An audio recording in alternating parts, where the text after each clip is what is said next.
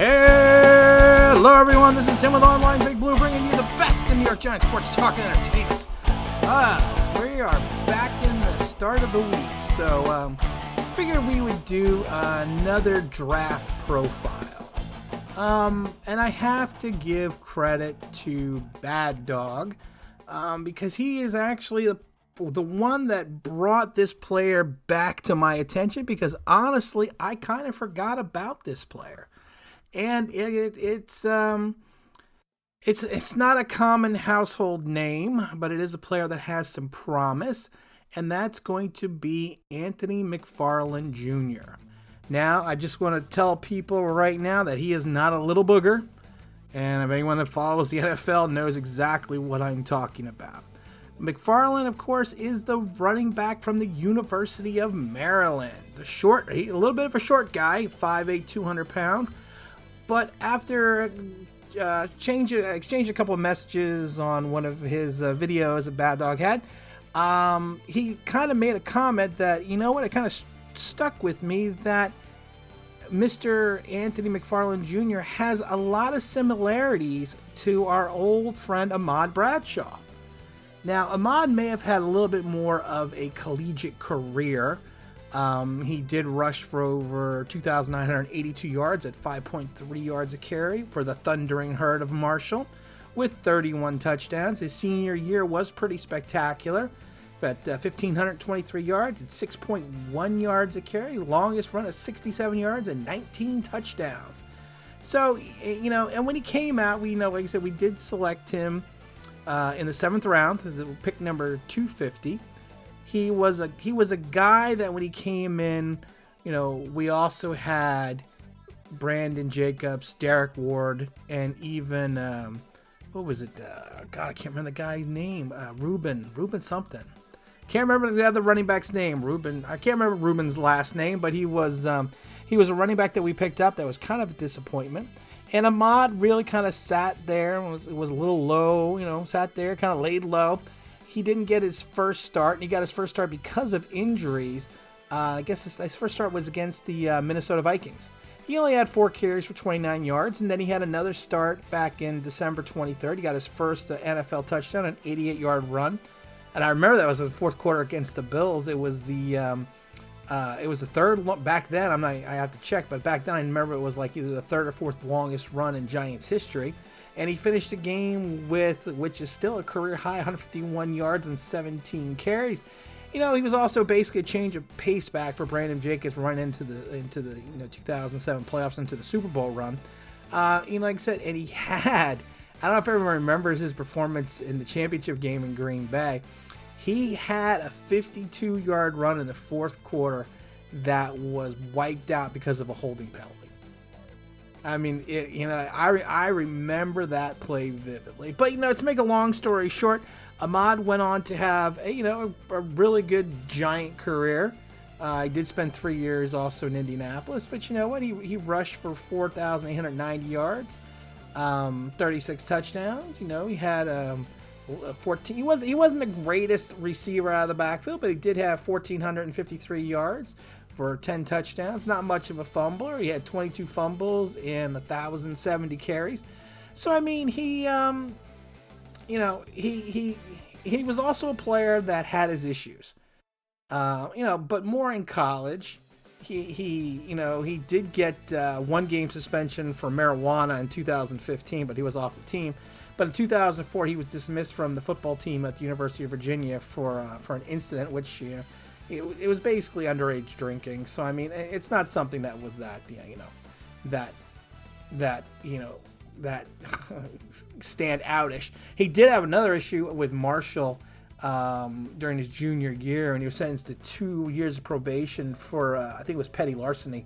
He stole a PlayStation from another student's dorm room. So, you know, Ahmad did have his problems, but you know what? He was a short back in stature at 5'9" and a half, 198 pounds. He ran a 4.55 at the combine. So, like I said, he had speed. He has the moves. Like I said, we took him in the 7th round. And then when Bad Dog was talking about McFarland, I had to go pull up some tape of McFarland and take a look at what he did, because he was only at Maryland for 2 years. He did have a per yard carry of 6.7 yards in his 2 seasons there. He had a really good 2018 season with 131 carries for over 1,034 yards, 7.9 yards a carry for only 4 touchdowns, and only 7 receptions for 73 yards. And then, but he did have an issue.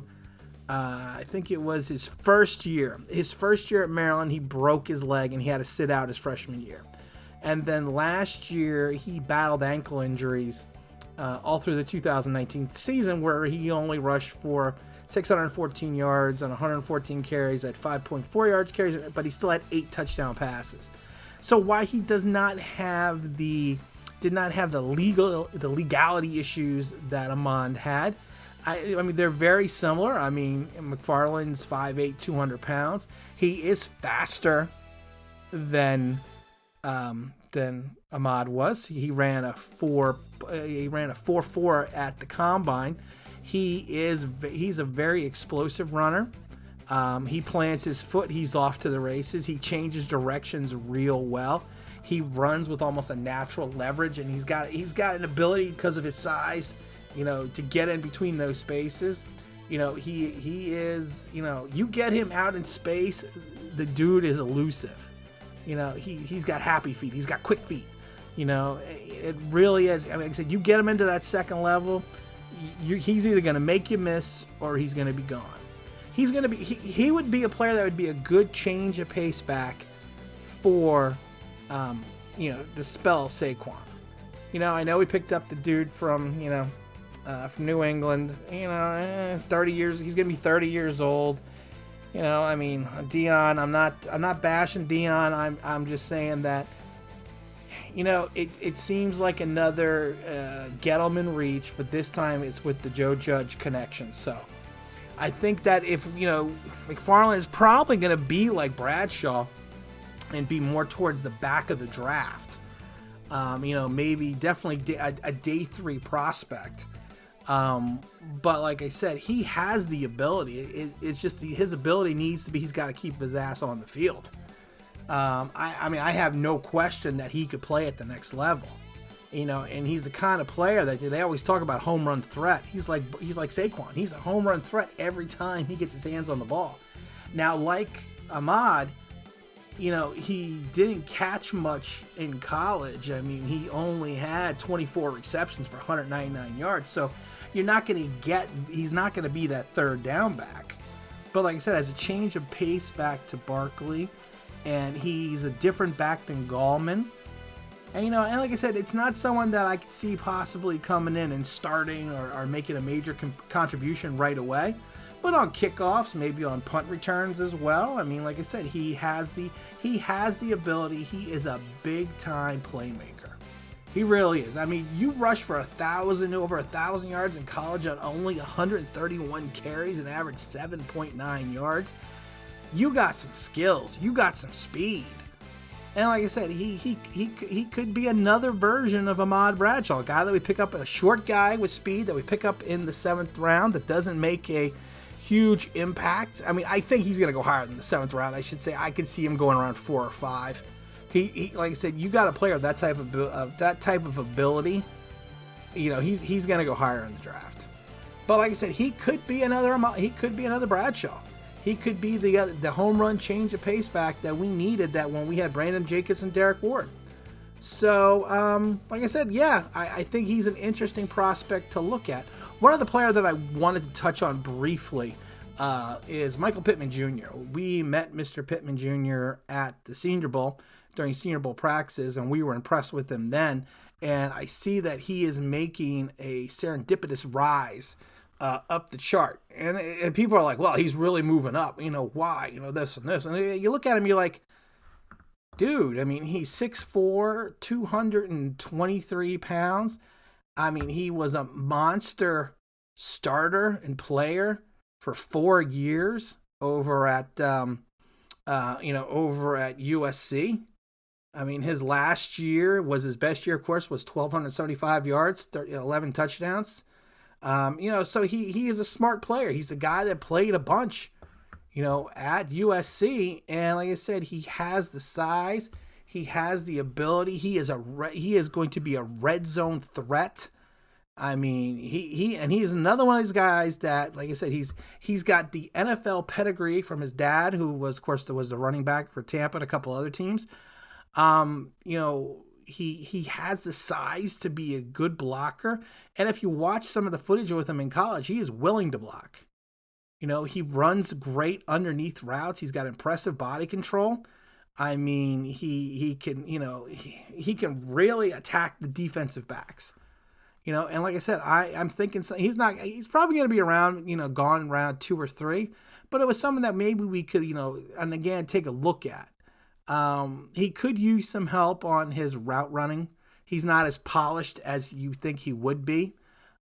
He does have the great size, but he's, his acceleration off the snap, I would say, is probably just decent at best.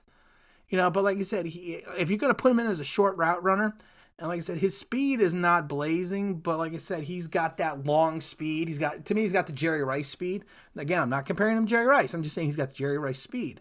But like I said, I think he can get open on the deeper routes, and I think he could be a guy that's a good second-day selection if we are still looking for a receiver. And like I said, that's just kind of those are just some kind of the players that I've been thinking about over the last 2 or 3 days. And like I said, let's see what Anthony McFarland Jr. can do. Let's see what Michael Pittman can do. And again, it's not a bad player to have with Anthony if he does turn out to be an Ahmad Bradshaw and we were able to pick him up. So again, this is Tim with Online Big Blue, bringing you the best in New York Giants sports talk and entertainment. And as always, if you could leave a comment, leave a like, or subscribe, that would help us out tremendously. And we will be trying to do videos, as many as we possibly can. We're going to get into creating more videos. We've just been kind of busy with everything going on in the world. But like I said, we enjoy putting out the content. We enjoy doing it. So again, this is Tim with Online Big Blue, bringing you the best in New York Giants sports talk and entertainment. And as always, thanks for listening.